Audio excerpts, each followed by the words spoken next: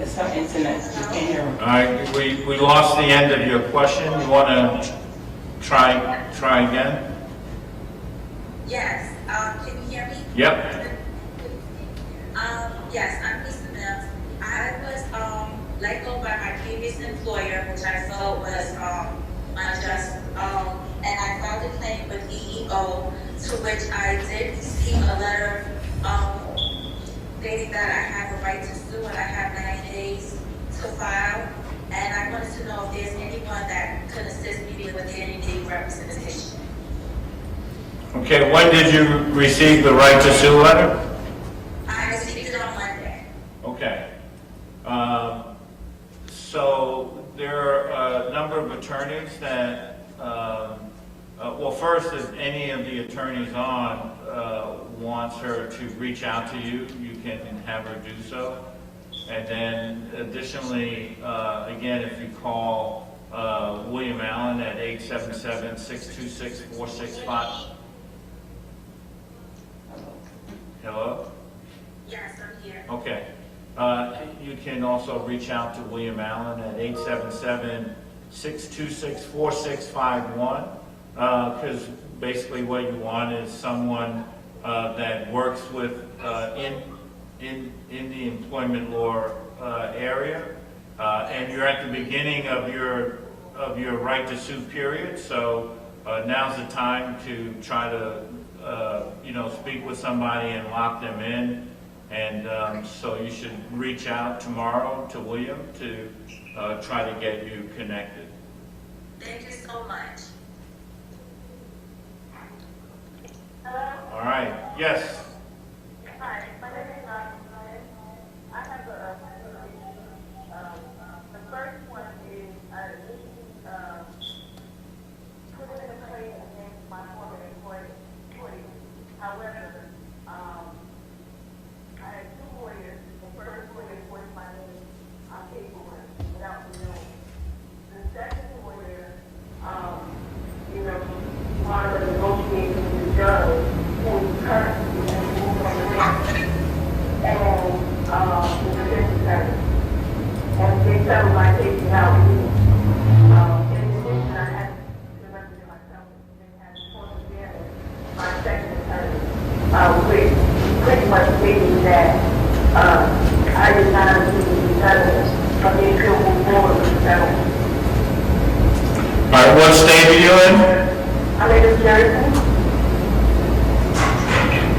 And I'm preparing outside representation.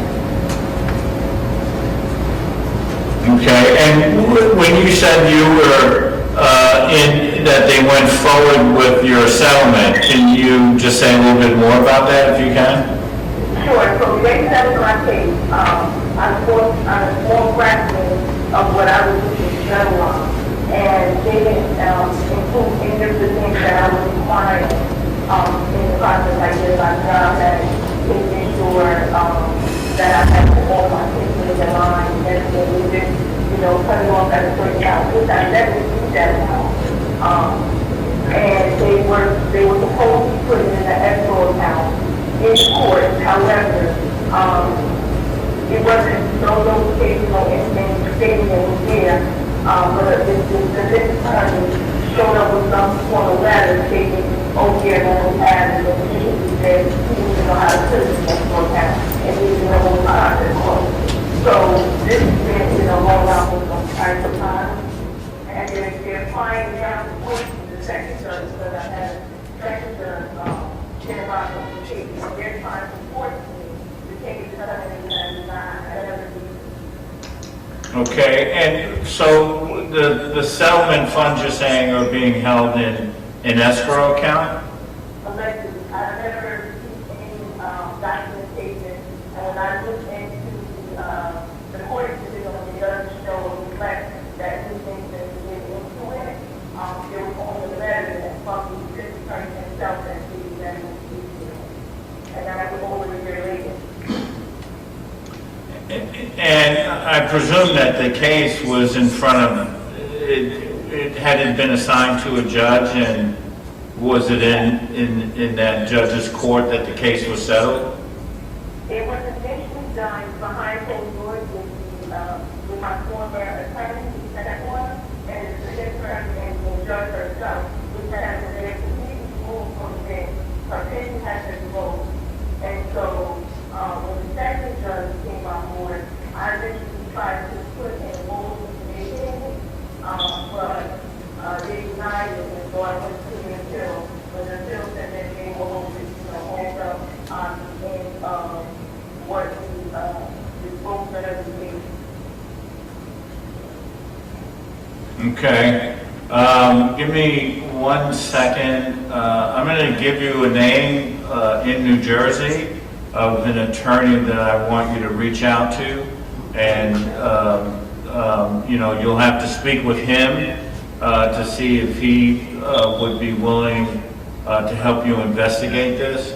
And of course, it seems as though you should also be able to at least go to the clerk's office in the court and try to get a full status of the status of your case. I have some paperwork that I've never seen anything, and I've also gone to the actual, the department with all the documentation and the following, motion and everything, there's nothing I found showing that. Right, okay. So, give me 1 second, I'm just trying to,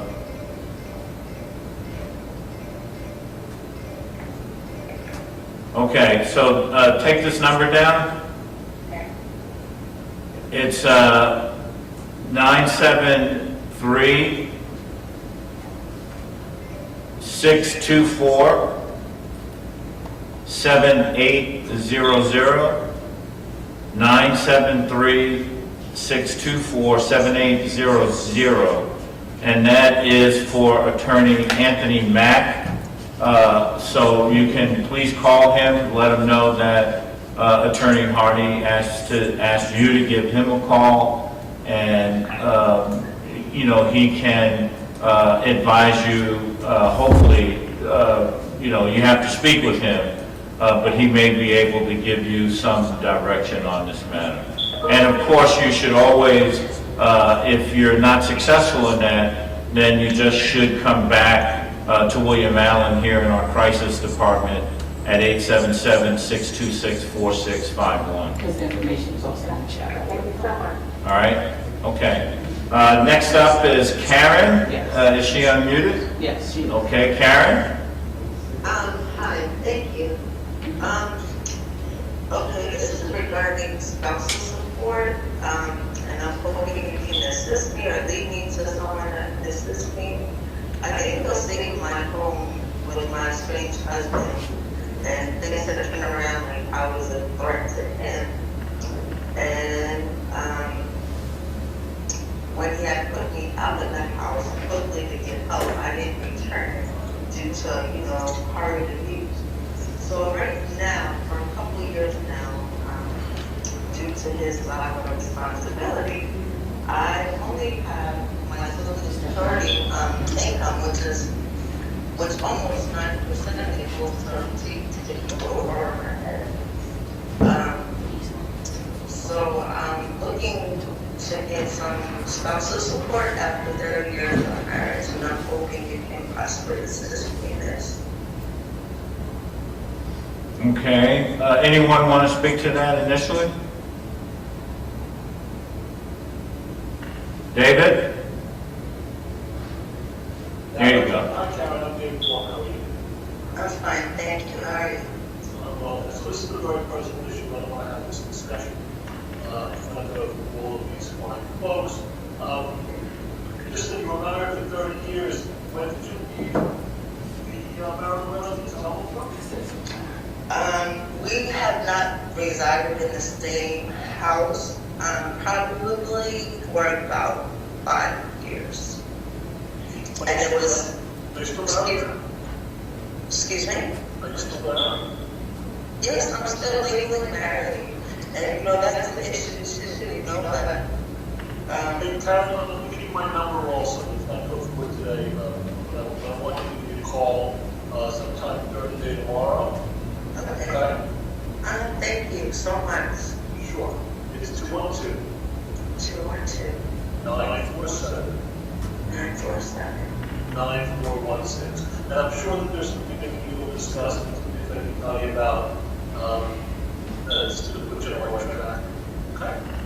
Okay, and I'm just confirming your number is 212-947-9416. That's right. And what is your name? I'm sorry. David Blower. David Blummer. David Blum. Yeah. Waving over here in the corner. Yes, Okay, so it's Blower. One more question. It's a short name or it's pronounced. okay. Except for my friend Joel. Okay. Weisner. I thank you so much. That's what we're here for. Thank you. All right. Hope. So I'm not sure if there are there any other questions?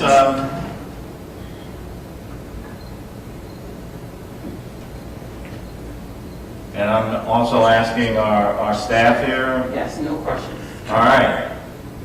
So we're going to do two things. We're going to ask both Attorney Wiley Stecklow and then Attorney Royce Russell, who joined us, if they can just give us a few closing remarks, and then I'll come back and close us out for the evening.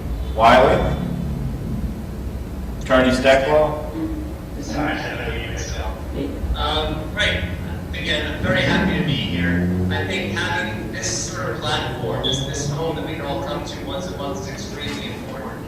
Right now, across the country, we're seeing a tremendous amount of protests, people taking to the street, people exercising their First Amendment rights to seek redress of grievances from their government. Right? There's a lot of unhappy people on both sides of the equation, right? There are people unhappy about police accountability, unhappy about police violence, unhappy about, police not being charged when people are being harmed. We also have on the other side, people unhappy they're being told to stay at home, unhappy they're being told to wear a mask, unhappy that their rights they believe are being infringed upon. So we have now, for the first time in decades, so many people hitting the streets, coming out and exercising their First Amendment rights.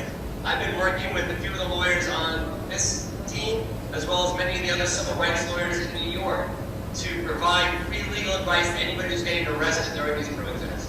So there's a National Lawyers Guild Floyd Affirmative Litigation Task Force. We've been working together for a few months now. We're working with the Bronx Defenders and with Legal Aid and Impact Litigation, and we're really pushing to hold the police accountable. What happened on June 4th in Bronx and Mott was a huge problem. I don't know how many people saw that or heard about it, but they arrested over 100 people, maybe 200 people. They started kettling and bringing people together before an 8 p.m. curfew kicked in. They were very violent. They scared people, and they put people in fear of being trampled, of being harmed by the police, of contracting COVID, of being pushed together. And thankfully, the district attorney for the county of Bronx dismissed all those charges. So we're now going forward to try and push back and make sure that the police are held accountable for this type of conduct. So coming together at the National Action Network once a month, I'm really happy and excited that we continue to do this. I think it's extremely important for the community that we can all come together, even when we can't physically be together, that we can come together and talk, discuss, ask questions, and provide assistance and help. So Michael Hardy, Reverend Sharpton, William Allen, and Teresa, everybody, Joel Stowe, and everybody who's helped organize this night and continues to do so. Thank you so much for doing that for myself, the community, and I'll keep coming back month after month to support this. All right. Attorney Russell, you want to give us some closing remarks? Yes, I just would like to say, let us all stay true to growing our base of information and using all the means necessary to do so.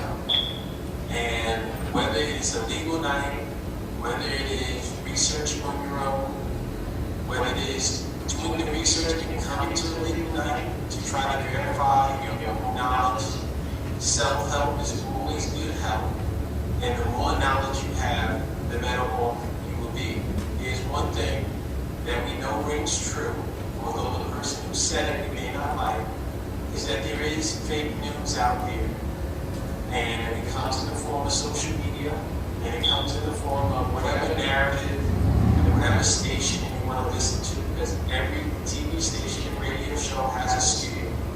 So let's use our minds, let's use our wisdom, let's use what is actual and factual to move along to resolve our issues, and I'm here to help. So thank you, Michael Hardy, and thank you everyone for being here. All right, thank you. And before I finally close it, we did have someone that did come in with one last question. Note number 9, Galaxy, you want to go ahead and ask your question? Richard Carter, is that? All right.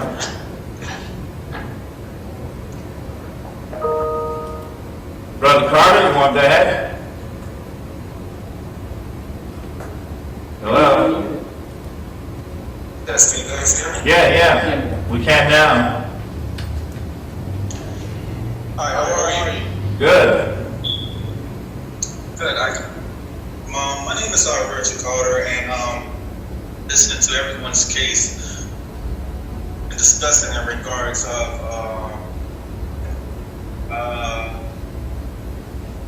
I find that one that's really good. It's amazing. And it's like they just trying to throw everything down. We're dealing with a strong attorney that can call me at 840. That is possible. I didn't get any of that. Yeah, I think you were breaking up a little bit, Mr. Carter. You want to give that number again? It's connection. Man, I have no clue what's going on. All right. We just was hearing you just then.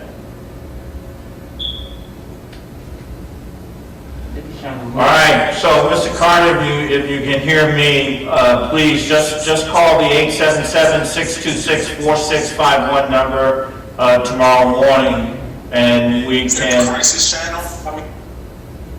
Yes, and we'll follow up with you. Tomorrow morning. So we thank you for being with us. We thank everyone for participating tonight.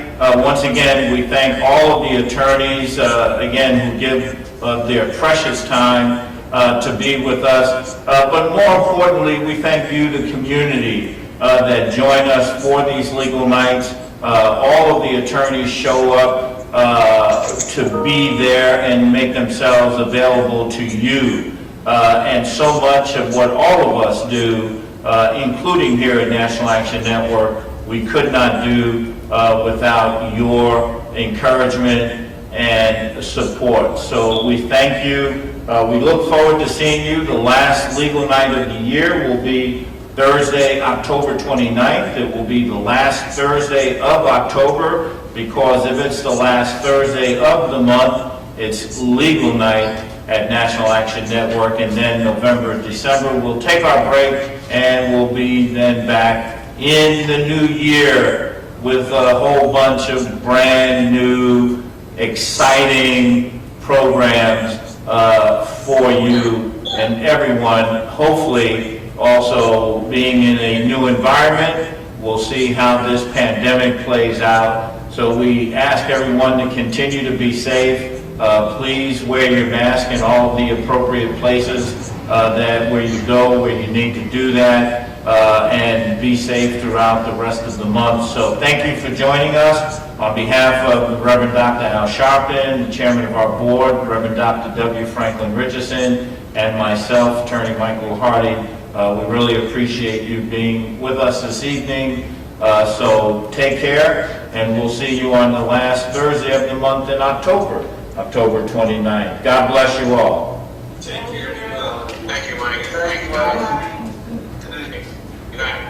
Thank you. Have a nice night.